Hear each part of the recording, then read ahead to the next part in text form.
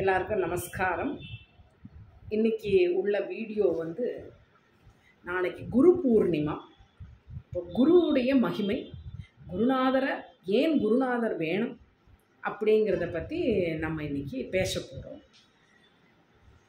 குருநாதர் அப்படின்னு வந்தாலே எல்லா விதமான குருநாதரும் இருப்பார். ஒரு சின்ன குழந்தை கூட நம்மளுக்கு குருநாதராக ஆயிடுவான் சில நேரங்களில். அதனால குருநாதர் ஒரு வாழ்க்கையில் ரொம்ப இம்பார்ட்டண்ட்டான பர்சன். குரு அப்படின்னு சொன்னாலே இருளை நீக்குபவர். அவர் என்ன இருள்? அறியாமை என்னும் இருளை நீக்குபவர் குருநாதர். அவருடைய பௌர்ணமி நாளைக்கு வர பௌர்ணமி குரு பூர்ணிமா. நாளைக்கு சன்னியாசிகளுடைய சாதுர்மாசிய விரதம் ஆரம்பம். இந்த குருவை பற்றி ஒரு சின்ன என்ன சொல்கிறார் அப்படின்னா, இதில் ரொம்ப அழகாக சொல்ல வேண்டியது ஒரு 2-3 இது இருக்குது. திருமூலர் சொல்கிறார், கொள்ளினும் நல்ல குருவை கொள்க அப்படின்னு சொல்கிறார். சிஷ்யன் தேடி பார்த்து ஒரு குருவை தேர்ந்தெடுக்கணும்.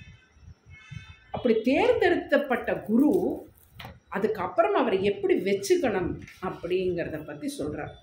அது சொல்கிறது எப்படின்னு கேட்டால், குருவை தேர்ந்தெடுத்தாச்சுன்னா நிறைய சிந்திக்கணும். முதல்ல இவரை நம்ம குருவாக வச்சுக்கலாமா, அதுக்கப்புறம் குருநாதர் நம்மளே ஏற்றுக்கணும், அது வேறு விஷயம். ஃபஸ்ட்டு நம்ம தேடணும் இல்லையா? நம்ம தேடும்போது எப்படிப்பட்ட குருநாதர் அப்படிங்கிறத நம்ம ஃபஸ்ட்டே தேர்ந்தெடுத்துட்டோம்னா ஓகே. அதுக்கப்புறம் அவரை சந்தேகப்படக்கூடாது. குருநாதர் என்ன சொன்னாலும் கரெக்டு தான் அப்படிங்கிறத ஃபஸ்ட்டு மனசில் ஏற்றிக்கணும். எதையும் அவர்கிட்ட பேசுகிறதுக்கு முன்னாடி யோசித்து பேசணும். அதுக்கப்புறம் நம்ம சொல்கிற அப்படி குரு கேட்கக்கூடாது. சில பேர் இருக்கா, எங்கள் குருநாதர் நான் சொன்னால் கேட்பார் அப்படின்னு. அதெல்லாம் கிடையவே கிடையாது. ஒரு நாளைக்கு இங்கே ஒரு சின்ன இது நடந்தது. ஒருத்தர் சொன்னால், நான் தான் முதல்ல வந்திருக்கேன் அப்படின்னு. மாமா ஒரே வார்த்தை சொல்லிட்டா, எனக்கு எல்லாரும் ஒன்று தான், அதில் மாற்றமே கிடையாது அப்படிங்கிறத சொல்லிட்டான். என்ன? குரு ஒரு தத்துவம், அது வாயு தத்துவம். என்ன அப்படின்னு கேட்டீங்கன்னா, எங்கே வேணால் செயல்படும். குருநாதர் உங்களுக்கு எங்கே வேணால் உங்களை காட்சி கொடுப்பார். குருவை நம்பினா கெட்டு போனவனே கிடையாது.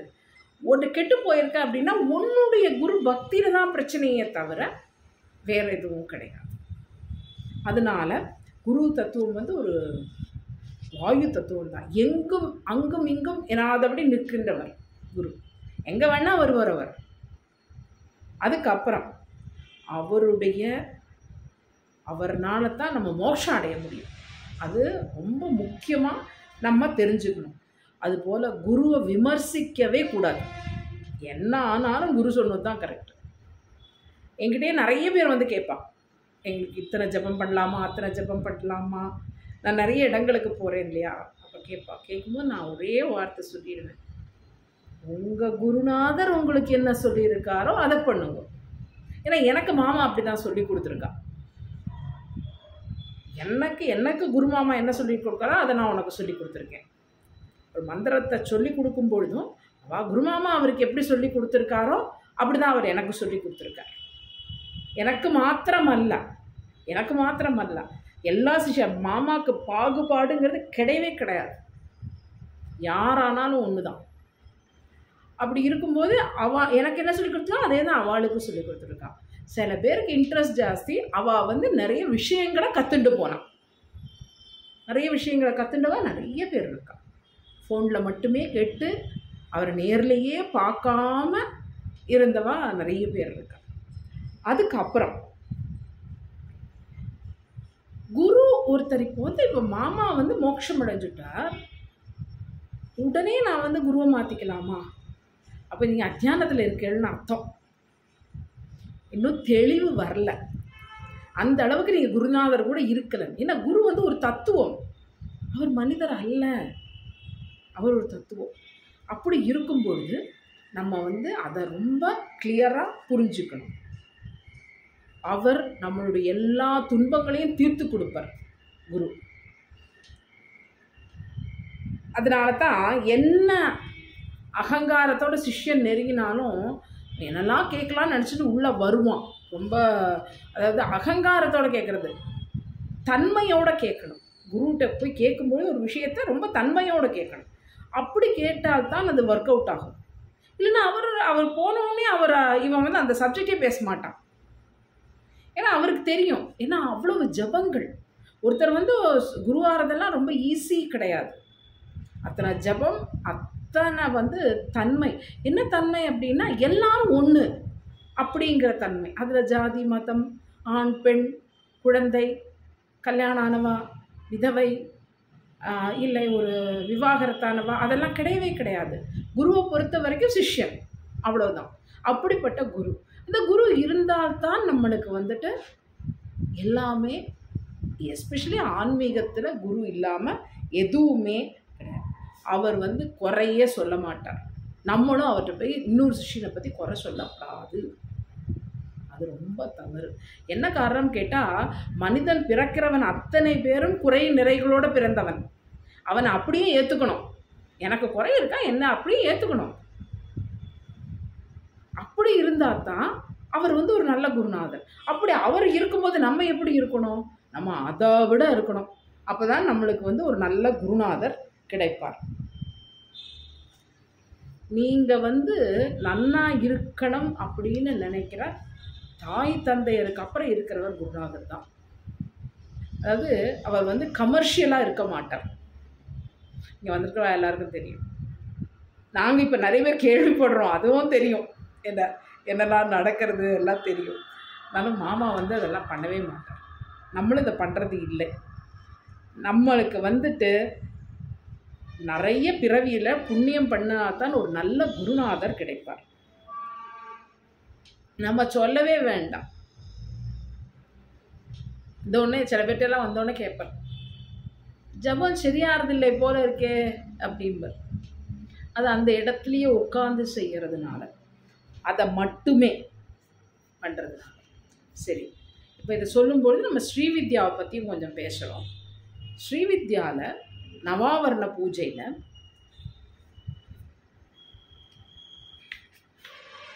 7வது சக்கரம். எப்படி பாருங்க, அந்த அத்தனை சக்கரங்கள் இருக்குது, அதுக்கு மட்டுமே பேர் வந்துட்டு சர்வ ரோகஹர சக்கரம். எல்லா விதமான ரோகங்களையும் தீர்க்கக்கூடிய சக்கரம். அது வந்து 7வது ஆவரணம். அதில் 8 குருமார் இருக்கா. அது வந்து 8 இதழ் தாமரை, 8 முக்கோணம். அந்த 8 முக்கோணத்துக்கு குரு தான் தத்துவம். என்னெல்லாம் குரு இருக்கார்? போத குரு, நூல்களை கற்றுத்தருபவர், அதான் நம்ம ஸ்கூல் டீச்சர். வேத குரு, வேதங்களை கற்றுத்தருபவர், வாத்தியார், ஏதாவது கணப்பாட்டிகள், அவா எல்லாரும். நிஷித குரு, மந்திரங்களை கற்றுத்தருபவர், நம்மளை மாதிரி ஒவ்வொரு உபாசனைகளை இது பண்ணி தருவார். காமிய குரு, செயல் செய்ய ஆணையிடுபவர். ஒரு ஆஃபீஸில் இருக்கிற ஒருத்தர் ட்ரெயினியாக, ஒரு மேனேஜ்மெண்ட் ட்ரெயினியாக கூட இருக்கான். அவர் வந்து ஒரு ட்ரெயினிங், நம்ம ட்ரெயினி, அவள் வந்துட்டு அதோடைய ஆர்கனைசர், அதோட லீடராக இருக்கலாம். சூஷக குரு, சமாதி நிலையில் உணர்த்துபவர். இது நிறைய பேருக்கு, சில பேருக்கெல்லாம் மகா பெரிவா வந்து கனவுல வந்து சொல்கிறது.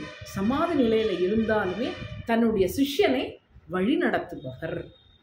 அதுக்கப்புறம் வாசக குரு, பேசி சொல்கிறவா, அதான் என்ன மாதிரி பேசி சொல்கிறவா. ஏன்னா எல்லாருக்கும் பேசுகிற கலை வராது. நம்மத்தில் மாமா வந்து பேசவே மாட்டான். நான் நல்லா பேசுவேன், எங்கள் அப்பா ரொம்ப நல்லா பேசுவார், எங்கள் அண்ணா அவர் ரொம்ப நல்லா பேசுவார். மாதிரி வாசக குரு சொல்லி கொடுக்கறது. அதுக்கப்புறம் காரக குரு, ஞானம் அளிப்பவர்.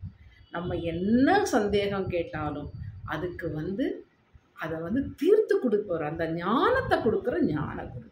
அடுத்தது விஷித குரு, மோட்சத்தை கொடுக்குறவர்.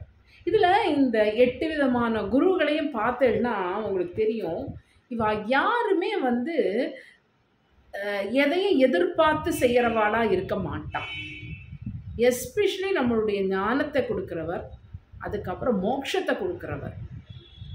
இந்த 2 குருக்களும் நம்மளுக்கு வந்துட்டு அவளுக்கு வந்து இந்த லௌகிக வாழ்க்கையை பற்றி கவலையே கிடையாது. அப்படிப்பட்ட குருமார்கள் கிடைக்கணும் அப்படின்னு சொல்கிறான். அப்படி அந்த குரு கிடைச்சா எப்படி இருக்கணும், நம்மளும் இருக்கணும் அல்லவா? அதுக்கு நேராக போகிறது வந்து திருமூலர் தான். திருமூலர் வந்து திருவாசகம் எனக்கு ரொம்ப பிடிக்கும். எனக்கு படிக்க போகிறதுக்கு டைம் இல்லைன்னு இங்கேருந்து போகணும், அது என்னவோ கரெக்டாக ஆள் கிடைக்கிறது இல்லை. அதில் அவர் சொல்கிறார், கொள்ளினும் நல்ல குருவை கொள்க அப்படிங்கிறார். கொள்ளினும் நல்ல குருவை கொள்க. அப்படி யாருக்கு முதல்ல கிடைச்சது அப்படின்னு பார்த்தோம்னா நம்ம சிவபெருமானுக்கு. பிரம்மனுடைய அந்த சண்டைகள்லாம் முடிஞ்சப்புறம் பிரணவத்துக்கு இது கேட்குறார், அர்த்தம் கேட்குறார்.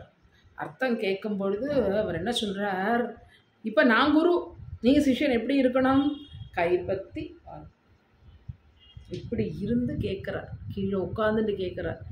அதைத்தான் அவர் என்ன சொல்கிறாருன்னா, அருணகிரிநாதர் வந்து சிவனார் மனம் குளிர உபதேச மந்திரம் இரு.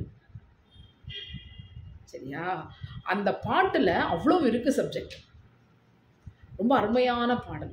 அதாவது சிவனாரே வந்து அவற்றை வர்றார். அதுலேயும் இன்னொன்று திருப்புகழில் சொல்கிறார், பரமகுருவாய் அணுவில் அசைவாய். பரமகுரு அப்படிங்கும்போது யார்? நம்ம குருநாதர். குருநாதருக்கு மேலே இருக்கிறவர் வந்து பரமகுரு, அவருக்கும் குருவாக இருக்கிற பரமேஸ்வரி குரு. சரியா? அப்படி இருக்கும்போது குருநாதர் யார்? நம்ம வந்து ஃபஸ்ட்லேருந்தே பார்த்துருக்கோம், சிவபெருமான் தான் எல்லாருக்கும் உள்ள குருநாதர். அப்படி இருக்கிற குருநாதரான சிவபெருமானுக்கு பரமகுரு ஆறு? முருகப்பெருமான்.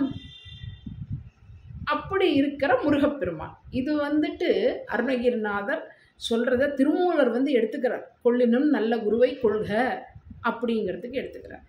ஏன் அந்த மாதிரி எடுத்துக்கணும், என்ன ஏன் குருவை எடுத்துக்கணும் அப்படிங்கிறதுக்கு ஒரு சின்ன கதை. ஒரு காடு, அந்த காட்டில் வந்து ஒரு சிங்கம், அதுக்கு ஒரு ஃப்ரெண்ட்ஷிப், ஒரு மான் கூட. ஸோ அந்த மான் என்ன சொல்கிறது சிங்கத்துக்கிட்ட, நான் உன்னுடைய உணவு, அப்போது நீ வந்து என்னை சாப்பிட்டு விடுவியே, நான் எப்படி உன் கூட ஃப்ரெண்ட்ஷிப்பாக இருக்கிறது அப்படின்னு கேட்குறது. அப்போது அந்த சிங்கம் சொல்கிறது, இல்லை, நான் வந்து உன்னை மட்டும் நான் வந்து கொல்ல மாட்டேன், நீயும் நானும் ஃப்ரெண்டு தான் அப்படின்னு சொல்கிறது. அப்படியே ஃப்ரெண்ட்ஷிப் பாட்டுக்கு போயின்னு இருக்கும்போது என்ன ஆகுதுன்னா, ஒரு நாளைக்கு இந்த சிங்கம் வந்து ஒரு வலையில் அகப்பட்டு விடுது, வேடன் முடிச்ச வலையில். அந்த சைடாக மான் போகிறது, மானு கூட ஒரு குட்டி மானும் போகிறது. குட்டி மானும் போகிறதும் பார்த்தப்போ சிங்கம் சொல்கிறது, என்னை வந்து காப்பாற்று அப்படின்னு. அப்போ இந்த மான் என்ன பண்ணுறது, கடிக்கிறது. அந்த வலையை கடித்து வரும்போது, சீக்கிரம் கடி, வேடம் வந்துட போகிறான் அப்படின்னு சொல்லிட்டு குட்டி மான் சொல்கிறது. அதுக்கு இது வந்துட்டு அதை டைவர்ட் பண்ணி விட்டு விடுறது பெரிய மான். கடைசியில் பக்கத்தில் வேடன் வரும்போது கடைசி வலையை அறுக்கிறது. அடுத்த ஒன்று சிங்கம் ஒரு சைடு, மான்குட்டி ரெண்டும் ஒரு சைடை போய்டுறது.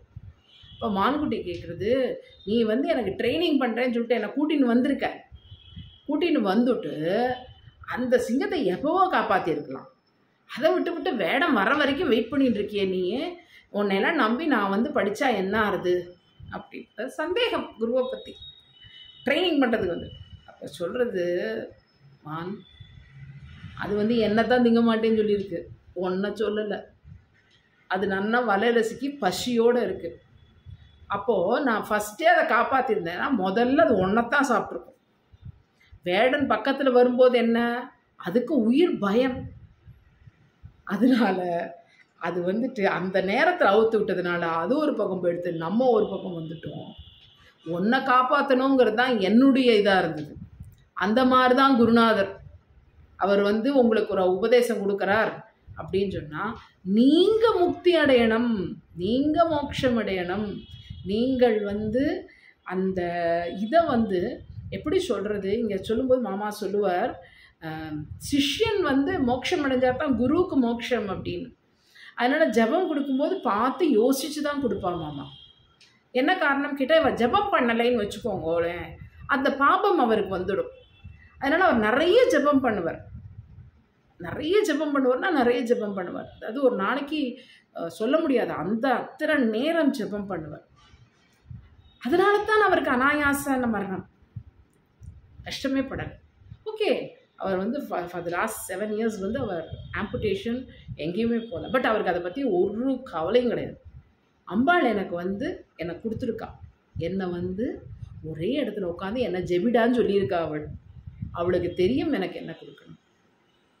அப்படி இருக்கிற குருநாதரை நம்ம தேடணும். ஏன்னா நம்ம வந்து கமர்ஷியலாக போகக்கூடாது.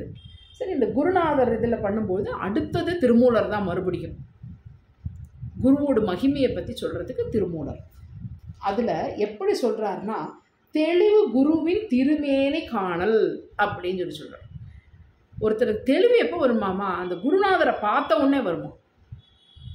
அந்த மாதிரி தான் மாணிக்க வாசகரை பெருமான் வந்து ஆட்கொண்டார். கண்ட உடனே, திருமேனி கண்ட உடனே அடிமையாயிட்டார். அவருக்குள்ள நற்கதி கிடச்சி விடுறது மாணிக்க வாசகருக்கு. அடுத்தது தெளிவு குருவின் திருநாமம் செப்பல். குருநாதரை பற்றி நிறைய சொல்லணும். அதாவது குருநாதரை பற்றி நிறைய சொல்லணும். அவர் சொல்கிற சொல்லி கொடுத்த மந்திரங்களை ஓப்பனாக சொல்லணுங்கிற அவசியம் கிடையாது. ஆனால் இதில் வந்து 2 வேறு கருத்துக்கள் இருக்குது. ராமானுஜருக்கு அவர் ஓம் நமோ நாராயணாய அப்படிங்கிறது வந்து மோட்ச மந்திரம்னு அவருடைய குருநாதர் கொடுத்த உடனே இவர் என்ன பண்ணிடுறார், போய் கோபுரத்தில் ஏறி உலகத்துக்கே சொல்லிடுறார். கேட்டப்போ குருநாதர் கேட்குறாரு, ஏன் இப்படி சொன்னாய்? அது எனக்கு மாத்திரம் அல்ல, இந்த உலகத்தில் இருக்கிறவா எல்லாரும் வந்துட்டு ஷடாட்சரத்தை சொல்லி முக்தி அடையணும் அப்படின்னு அவருக்கு அதோடைய இது வந்து வேறு. ஆனால் திருமூலரோட இதில் படி பார்க்கும்போது அப்பூதி அடிகளை பற்றி தான் பேசுகிறார். அப்பூதி அடிகள் எதுக்கெடுத்தாலும் அப்பர் பெருமானை தான் சொல்லுவார். திருநாவுக்கரசர் திருநாவுக்கரசர் திருநாவுக்கரசர். எல்லா இடமும் தண்ணீர் பந்தல் வச்சாலும் சரி, அதில் பையனை பேரை வச்சாலும் சரி, என்ன வாங்கினாலும் சரி, திருநாவுக்கரசர். அந்த மாதிரி குருவின் திருநாமம் செப்பல். அடுத்தது தெளிவு குருவின் திருவார்த்தை கேட்டல். இதுக்கு சொல்கிற கதை வந்து திருஞான சம்பந்தரை பற்றி. அவருக்கு கமலை ஞானப்பிரகாசருங்கிறவர் தான் அவருடைய குருநாதர். அப்போ இந்த கமலை ஞானப்பிரகாசரும் இவரும் ஒரு நாளைக்கு சுவாமிக்கு பூஜை எல்லாம் முடிச்சுட்டு திரும்பி வந்துட்டுருக்கா. இவர் கையில் ஒரு தீவட்டி வச்சுட்டு இவர் குருநாதரை அக்கம்பனி பண்ணிட்டு வந்துட்டுருக்கார். குருநாதர் வீட்டுக்குள்ளே நுழையும் போது என்ன சொல்கிறார், நிற்க அப்படின்னு சொல்கிறார். இவர் நின்று விடுறார். குருநாதர் உள்ளே போயிடுறார். அவரும் இவரை கூப்பிடல, இவரும் அவரை கேட்கல. மழையாக கொட்டுறது. அடுத்த நாளைக்கு காலம்பரை வந்து குருநாதர் பார்க்கும் பொழுதுதான் ஞானசம்பந்த பெருமான் வாசல்லையே நிற்கிறது அவருக்கு தெரியும். ஆனால் அந்த மழையிலையும் அவர் கையில் இருந்த விளக்கு அணையலைன்னு சொல்கிறார். அதாவது அவர் என்ன சொன்னாரோ சொன்னதை அதை மட்டும் கேட்டுவிடுது, அதோடு நிறுத்திட்டு விடுது. அவர்கிட்ட அதுக்கு அடுத்த வார்த்தை வரணும். குருவோட கட்டளை அது. அடுத்தது தான் ரொம்ப இம்பார்ட்டண்ட்டு. தெளிவு குரு குரு சிந்தித்தல் தானே அப்படின்னு. இதில் 2 விதமான இது இருக்குது. அவருடைய என்ன சொல்கிறது, அவருடைய ஃபோட்டோவை அவருடைய எல்லாத்தையும் நினச்சிட்டு இருக்குன்னு அப்படின்னு. ஆனால் அதில் உள்ளார்ந்தமான அர்த்தம் என்னன்னு கேட்டால், குரு கொடுத்த மந்திரங்கள் இருக்கு இல்லையா, அதை உரு போட்டுட்டே இருக்கணும். நம்ம இப்போ இதெல்லாம் சொல்லுவோம், நம்ம மந்திரங்கள் சொல்லும்போது இத்தனை உரு சொல்லுங்கன்னு சொல்லுவேன் நான். உரு அப்படின்னா நம்பர் என்ன. அப்போ திரு உரு சிந்தித்தல் தானே அப்படின்னு வரும்பொழுது குரு அவர் கொடுத்த மந்திரங்களை சிந்தித்து கொண்டே இருக்கணும், உரு போட்டுட்டே இருக்கணும், மனப்பாடம் பண்ணிகிட்டே இருக்கணும். நம்மளுடைய நாடி நரம்பு அத்தனையிலேயுமே அந்த மந்திரம் வந்து ஓடணும். அப்படி ஓடும்பொழுது என்ன ஆகும் அப்படின்னா, எதையும் கவலைப்பட்டுக்க வேணாம், என்ன ஆனாலும் குரு மந்திரம் பார்த்துக்கும். சில பேர் கேட்பா, சில என்ன சொல்கிறது இதண்டாவாதம் பேசுகிறவா சொல்லுவா வந்துட்டு சாப்பாடு போடுமான்னு. கண்டிப்பாக சாப்பாடு போடும், சந்தேகமே வேண்டாம். எங்களுக்கு நிறைய எக்ஸ்பீரியன்ஸ், நம்ம நிறைய அதை பற்றி டிஸ்கஸ் பண்ணுறதில்ல. சாப்பாடு போடுமான்னா போடும், உனக்கு அந்தளவுக்கு நம்பிக்கை வேணும். அப்போது இதுதான் குருவுக்கும் சிஷ்யனுக்கும் உள்ள பந்தம். இப்போ குரு பூர்ணிமா என்னத்துக்கு பண்ணுறோம்? குரு பூர்ணிமா வந்து வியாச பகவானுடைய பிறந்த நாள். நம்ம ஆற்றுல மாமா பூஜை பண்ணிட்டு இருந்த வியாசர். சரியா? இவருடைய மந்திரங்களை, இவருடைய மந்திரம் மாமாவுக்கு உபதேசம் இருந்தது. எத்தனை தடவை பண்ணியிருக்கார், எத்தனை தடவை புனஸ்சரணம் பண்ணியிருக்காருன்னு கணக்கே கிடையாது. அந்த மாதிரி இருக்கிற வியாச பகவான். வியாசருடைய பெயர் வியாசரை பண்ணும்பொழுது இந்த இந்த இதுக்கு முன்னாடி நம்ம சாலக்கிராமத்தில் தான் பண்ணிட்டு இருந்தோம். ஏன்னா சாலக்கிராமம் மகாவிஷ்ணுவுடைய அம்சமாக தான் சொல்கிறோம். அப்படிப்பட்ட அவர் யார்? வேதவியாசர் யார்? கிருஷ்ணத்வைபாயனர். அவர் தான் கிருஷ்ணருடைய ஒரு அவதாரமாக தான் சொல்கிறார் வேதவியாசரை. வேதவியாசர் மூலமாக தான் நம்மளுக்கு வேதங்களை பகிர்ந்து கொடுக்குறவர். சிலபஸ் பண்ணி கொடுத்துருவோம், எல்லாத்தையும் சிலபஸ் பண்ணி, எஜுர்வேதமா, இந்த கலியுகத்துக்கு எஜுர்வேதத்தில் என்னெல்லாம் வேணும், இந்த கலியுகத்தில் சாமவேதத்துக்கு எத்தனை வேணும், ருக்வேதத்துக்கு என்னெல்லாம் வேணும், அதர்வண வேதத்துக்கு என்னெல்லாம் வேணும் அப்படிங்கிறத பகிர்ந்து நம்மளுக்கு ஏற்ற மாதிரி கொடுத்துருக்கிறதார் வேதவியாசர். வியாசம்னா பிரிக்கிறதுன்னு, வேதத்தை பிரித்தவர் வேதவியாசர். வியாசம் பண்ணுறது அப்படின்னா பிரிக்கிறது. அப்போ என்ன பண்ணலாம்? நாளைக்கு நம்மளுடைய குருநாதரை போய் தரிசனம் பண்ணிட்டு வரலாம், நமஸ்காரம் பண்ணிட்டு வரலாம். ஒரு குருநாதரை பார்க்க போகும்போது எப்படி போகணுமோ அப்படி போகலாம். அப்புறம் பூஜை பண்ணலாம், சால கிராமத்துக்கே பண்ணிக்கலாம். வேதவியாசரோட மந்திரம் இருந்ததுன்னா நம்ம மாமா இங்கே புனஸ்சரணம் பண்ணி அன்னைக்கு அபிஷேகம், 5 ஆவரணம் அவருக்கு, அந்த ஆவரண பூஜை அதெல்லாம் பண்ணுவோம். அதை எல்லாமே பண்ணலைன்னாலும் நம்ம மாத்திர சால கிராமம் இருந்ததுன்னா எல்லா ராத்திரம் இருக்க வேண்டியது ஒரு பஞ்சாயத்தானம். பஞ்சாயத்தான பூஜை 10 நிமிஷம்தான் வேணும். என்ன பூனல் போட்டிருக்கு அப்படின்னா கண்டிப்பாக காயத்ரி இருக்குது, ருத்ரம் சமகம் எல்லாம் கத்துண்டு விடலாம். அப்படியே இல்லைன்னாலும் உங்களுக்கு கொடுத்துருக்க காயத்ரி ஜபத்தை பண்ணிவிட்டு பஞ்சாயத்தான சுவாமிக்கு எல்லாம் ஒரு பாலால் ஒரு அபிஷேகம், ஜலத்தால் ஒரு அபிஷேகம், மேலே சந்தனம், ஒரு துளசி இலை, இதையெல்லாம் வச்சுவிட்டு சுவாமிக்கு உங்களால் என்ன முடியுமோ அந்த நைவேத்தியத்தை பண்ணி ஒரு நமஸ்காரம். அனாயாச மரணத்துக்கு பஞ்சாயத்தான பூஜை தான் சொல்லியிருக்கா. ஒரு நல்ல வாத்தியாரை வச்சு எடுத்துக்கோங்க பஞ்சாயத்தான பூஜையை. பஞ்சாயத்தான செட்டு கிடைக்கிறது. இதெல்லாம் வீட்டில் ஒரு ஆற்றுல மினிமமாக இருக்க வேண்டியது. ரொம்ப அதிகம் பூஜையெல்லாம் வேண்டாம். ஏன்னா விக்கிரகங்கள் அதிகமாக அவளுக்குள்ள சாப்பாடு எல்லாமே ஜாஸ்தியாகும். அதனால் அதை மேனேஜ் பண்ண முடியுமா அப்படிங்கிறத பார்த்துட்டு பண்ணிக்கோங்க. குருநாதரை போய் தரிசனம் பண்ணிட்டு வருது. உங்கள் ஆற்று வாத்தியார் கூட உங்களுக்கு குருநாதர் தான். அவர் தான் முதல் அப்பா தான் ஃபஸ்ட்டு குருநாதர். காயத்ரிங்கிற மந்திரத்தை உபதேசம் பண்ணி உலகத்திலேயே சிறந்த மந்திரமானது காயத்ரியை உபதேசம் பண்ணி நம்மளை வேதம் கற்றுக்கிறதுக்குள்ள பாதைக்கு இட்டு கொண்டு போவார். அதனால தான் உபநயனம் அப்படின்னு அதுக்கு பேர். என்ன அருகில் அழைத்து செல்லுதல், அதுதான் ரியல் மீனிங். அப்படிப்பட்ட தந்தை அப்பா அம்மாவனா பார்த்துக்கோங்கோ, அது எப்போவுமே சொல்ல வேண்டியது.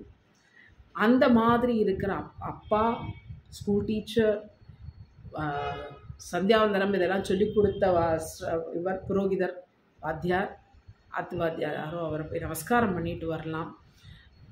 அதுக்கப்புறம் வேறு ஏதாவது கற்றுக்கிறேன்னா அந்த குருநாதர் யாரோ அவருக்கு இது பண்ணிட்டு வரலாம். அதுக்கப்புறம் பூஜை என்ன பண்ணலாம்? வியாச பூஜை எங்களுக்கு பண்ண முடியலை அப்படிங்கிறவா நாளைக்கு கண்டிப்பாக சத்யநாராயண பூஜை பண்ணுவோம். இந்த சத்யநாராயண பூஜையை நான் நிறைய பேருக்கு ரெக்கமெண்ட் பண்ணுறது உண்டு. என்ன காரணம் அப்படின்னு கேட்டால், ஒரு குடும்பத்தில் ஒற்றுமை வேணும்னா சத்யநாராயண பூஜை ரொம்ப ரொம்ப நல்லது. அதோடைய எஃபெக்டெல்லாம் பார்த்தேன்னா சொல்லி மாளாது. அப்படியே எப்படியோ இருந்தவா அவன் அந்த சொல்கிறான் விவேக் சொல்கிறான், எப்படி இருந்தனா இப்படி ஆகிட்டேன் அப்படிங்கிற மாதிரி. இது என்னன்னு கேட்டேன்னா சத்யநாராயண பூஜைக்கு அவ்வளவு எஃபெக்ட். ஆற்றுல அவ்வளவு அமைதியாக, அதுவும் எஸ்பெஷலி கணவன் மனைவி ஒற்றுமைக்கு த பெஸ்ட் அப்படின்னு சொன்னால் சத்யநாராயண பூஜை தான். நாளைக்கு சத்யநாராயண பூஜை பண்ணலாம், ரொம்ப எஃபெக்ட் ஜாஸ்தி. அதுக்கப்புறம் நம்மளுடைய சன்னிதானங்கள்லாம் ஒரு இடத்துல கேம்ப் பண்ணியிருக்கா சாதுர்மாசி விரதத்துக்கு. அவளை போய் தரிசனம் பண்ணிட்டு வரலாம். இந்த 48 நாளுமே விசேஷம். அவளுடைய 3 மாதம் அந்த கணக்கு சாதுர்மாசியம் தொடங்குறது. அதனால் அவளை போய் நமஸ்காரம் பண்ணிட்டு வர்றது ரொம்ப ரொம்ப விசேஷம். நல்ல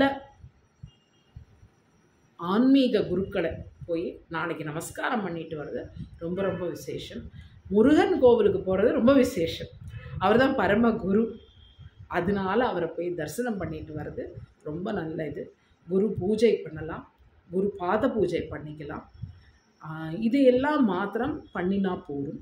நம்மளுக்கு வந்து இந்த உலகத்தில் பாக்கி எல்லாமே வந்துட்டு லௌகீகம்.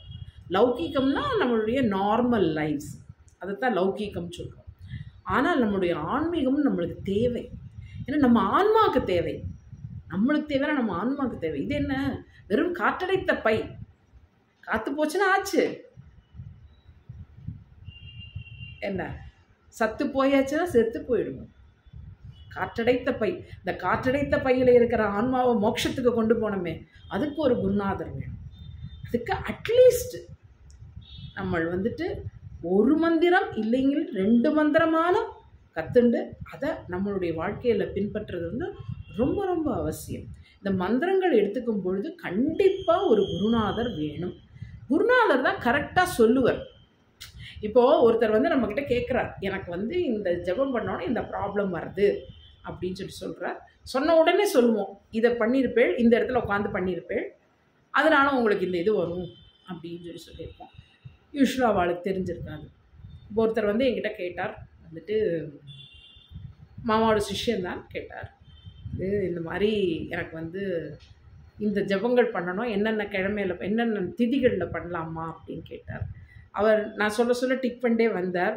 வந்துட்டு கடைசியில் சொன்னார், அம்மா உங்களை அடிச்சிக்கவே முடியாது அப்படின்னு. என்னன்னு கேட்டேன். ஒரு இதுக்கு மட்டும் எந்த திதியை எடுக்கணும்னு எனக்கு தெரியல அப்படின்னு.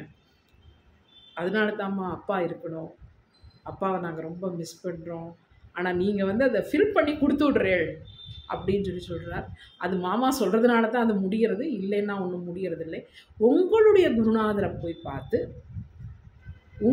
உங்களுடைய ஆன்மீகத்துக்கு இருக்கிற குருநாதரை மாற்றாதீங்க. அவர் தான் கரெக்டாக உங்களை கொண்டு போவார். எத்தனை மந்திரம் ஜபம் பண்ணணும், எவ்வளோ பண்ணணும், எப்படி பண்ணணும் எல்லாம் அவர் தான் சொல்லி கொடுப்பார். அதுபோல் உங்களுடைய ஃபஸ்ட்டு குரு யார், அம்மா அப்பா. அவளை நன்னா பார்த்து அவளுக்கு நமஸ்காரம் பண்ணாலே நாளைக்கு குரு பூர்ணிமாவோட எஃபெக்ட் வருது. அதனால் நாளைக்கு எல்லாரும் குரு பூர்ணிமாவில் உங்களுடைய குருக்களை போய் பார்த்து நமஸ்காரம் பண்ணி ஒரு ஆசீர்வாதம் வாங்கிக்கோங்க. அது ரொம்ப நல்லது. குருநாதர் பக்கத்தில் இல்லை அப்படிங்கிற பட்சத்தில் அந்த ஊரில் இருக்கிற ஒரு முருகன் கோவிலில் போய் தரிசனம் பண்ணிட்டு வருது, நம்ம ஆற்றுல இருந்து சத்யநாராயண பூஜை பண்ணுறது, இது எல்லாமே உங்களுக்கு உயர்வு கொடுக்கும். எல்லோருக்கும் இனிய குரு பூர்ணிமா வாழ்த்துக்கள். நன்றி.